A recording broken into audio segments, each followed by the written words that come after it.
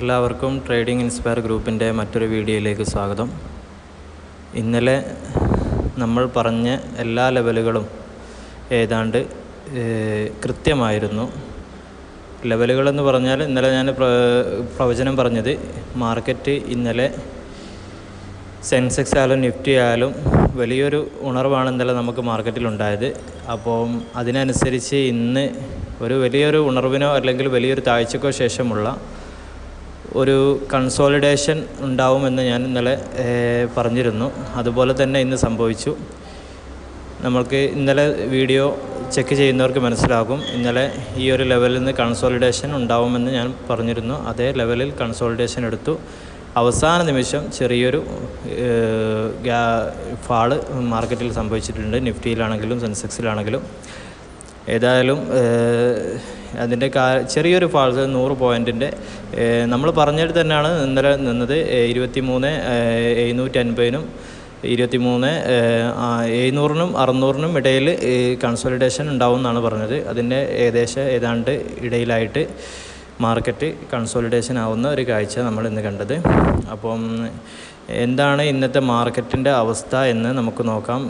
എന്താണ് ഇൻ്റർനാഷണൽ തലത്തിൽ പുതിയ ന്യൂസുകൾ എന്താണെന്ന് ചോദിച്ചാൽ, ഗാസ വിഷയത്തിൽ ട്രംപ് കുറച്ചുകൂടി കടുപ്പിച്ച നിലപാട് സ്വീകരിച്ചിട്ടുണ്ട്. അത് ഇതിനെ ബാധിക്കും. നമ്മുടെ പശ്ചിമേഷ്യയുടെ അനിശ്ചിതത്വത്തിനെ ബാധിക്കുന്ന ഒരു കേസാണ്. അപ്പോൾ സുസ്ഥിരതയെ അസ്ഥിരപ്പെടുത്തുന്ന ഒരു പ്രവചനമാണ്, ഒരു പ്രഖ്യാപനമാണ് ട്രംപിൻ്റെ ഭാഗത്തുനിന്നുണ്ടായത്.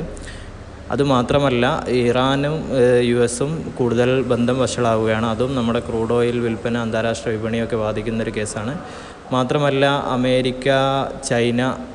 ചൈന അമേരിക്കയുടെ ക്രൂഡ് ഓയിൽ ഇറക്കുമതിയിൽ 15% താരിഫ് ഏർപ്പെടുത്തുമെന്ന് പറഞ്ഞിട്ടുണ്ട്. അത് 10-ാം തീയതി ഫെബ്രുവരി മുതലാണ് താരിഫ് ഏർപ്പെടുത്തുക. അതും ക്രൂഡ് ഓയിലിൻ്റെ വിലയും അന്താരാഷ്ട്ര വിപണിയെയും ബാധിക്കുന്ന ഒരു കേസ് തന്നെയാണ്. അപ്പം അതും കൂടി സൂക്ഷിക്കേണ്ടതുണ്ട്.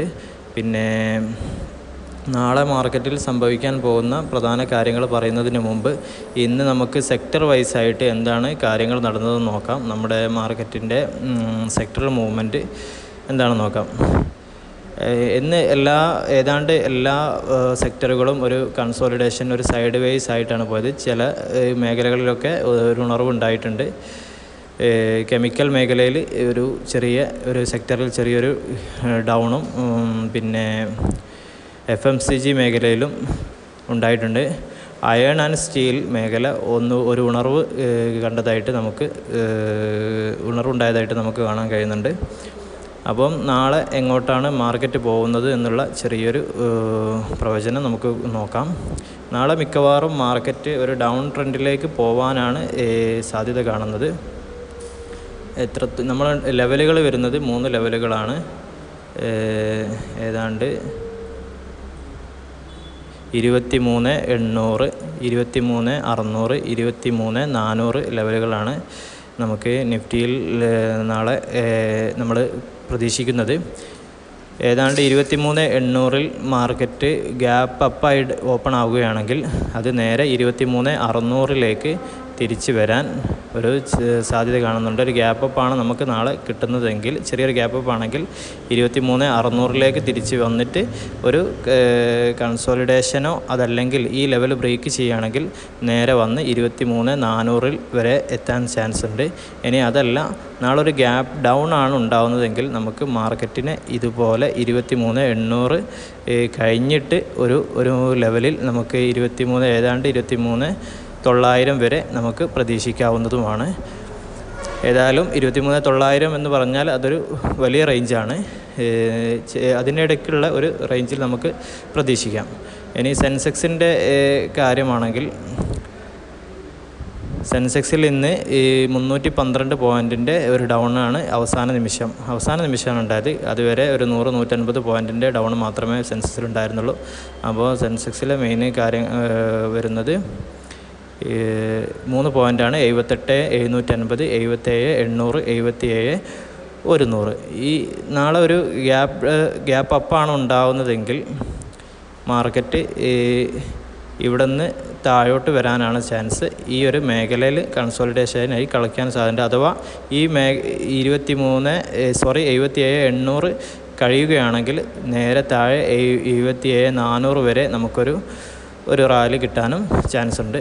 അപ്പോൾ എല്ലാവരും നോക്കി ട്രേഡ് ചെയ്യുക. പിന്നെ 77,100 മറ്റൊരു ലെവൽ പറയുന്നത് നമുക്ക് നല്ലൊരു ഗ്യാപ്പ് ഡൗൺ ആയിട്ടാണ് വരുന്നതെങ്കിലും ഈ ഒരു മേഖലയിൽ കൺസോളിഡേഷൻ ആയിട്ട് താഴോട്ട് പോകാനും സാധ്യത വളരെ കൂടുതലാണ്. ഈ 3 ലെവലുകളും ഏതായാലും ഈ 3 ലെവലുകളും 78,750, പിന്നെ 77,800, 77,100 ഈ 3 ലെവലുകളും പ്രത്യേകം ശ്രദ്ധിക്കുക. നാളെ മാർക്കറ്റ് ഈ ഒരു ലെവലുകളെ കേന്ദ്രീകരിച്ചായിരിക്കും ഉണ്ടാവുക. മിക്കവാറും ഗ്യാപ്പ് ഡൗണിനാണ് ചാൻസ്. ഈ കാര്യങ്ങളാണ് പറയാനുള്ളത്. നമ്മൾ പ്രത്യേകിച്ച് ഇൻ്റർനാഷണൽ മാർക്കറ്റൊക്കെ നോക്കിയിട്ടാണ് നമ്മൾ ട്രേഡ് എടുക്കേണ്ടത്. ഇന്നലെ പറഞ്ഞ എല്ലാ ലെവലുകളും നമ്മൾക്ക് ഇന്നലെ മിനിയാന്നും പറഞ്ഞ ലെവലുകളൊക്കെ വളരെ കൃത്യമാണ്.